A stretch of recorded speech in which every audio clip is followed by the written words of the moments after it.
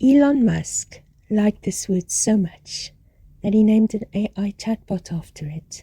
But the term had been a counterculture buzzword years before the controversial billionaire was even born. So what does it mean to grok? Let's explore. It's 1961, and the award-winning science fiction author RobertAHeinlein has just released Stranger in a Strange Land, a provocative novel that anticipates a seismic shift in culture that defined the 60s. It tells the story of Valentine Michael Smith, a space orphan raised on Mars. When Smith returns to Earth, his alien perspective provides a refreshing and sometimes startling take on our world, turning him into a contemporary messiah figure. Central to the character and the novel's theme is the term grok. It's a Martian word, and it speaks volumes about the differences between Valentine Michael Smith and the Earthlings he interacts with. As the 60s became progressively more disruptive, more spiritual, the world craves new words to describe transformative experiences. And just like that, everyone groks everything. To the hippies, the word describes a quest for deeper connection, perhaps a special type of meditation. By 1969, it's common enough to make its way into a Volkswagen repair manual.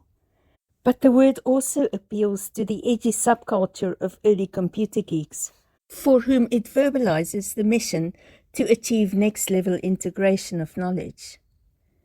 It's not a stretch to see why a term deeply entrenched in cyberculture and Martian law would appeal to a technophile billionaire with dreams of colonizing Mars.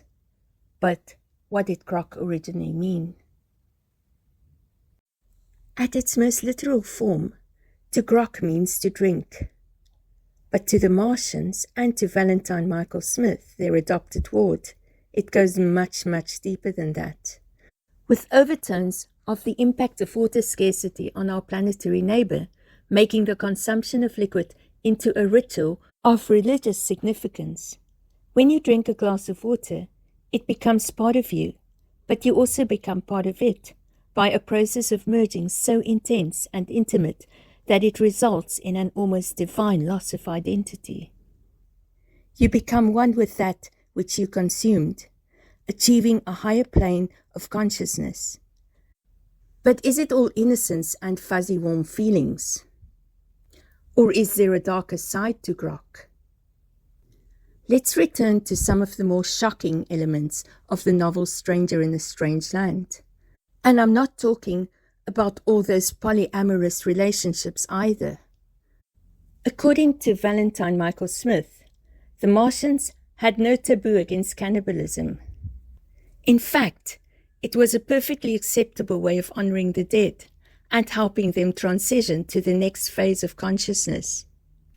And there's an equally disturbing suggestion that long ago, the Martians grokked the fifth planet of our solar system to smithereens, resulting in the asteroid belt. That doesn't sound quite so wholesome, does it?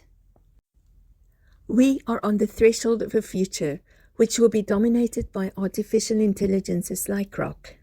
They have voracious appetites for data, and their relentless appropriation of human creativity has serious implications for the survival of our culture. Will they shape humanity into their own image, taking the best parts of us and forever changing who and what we are? Thanks for watching. If you enjoyed this video, hey, if you grok this video, like, subscribe, and we'll make more. Wishing you a great 2026 from the team at Word Goblins.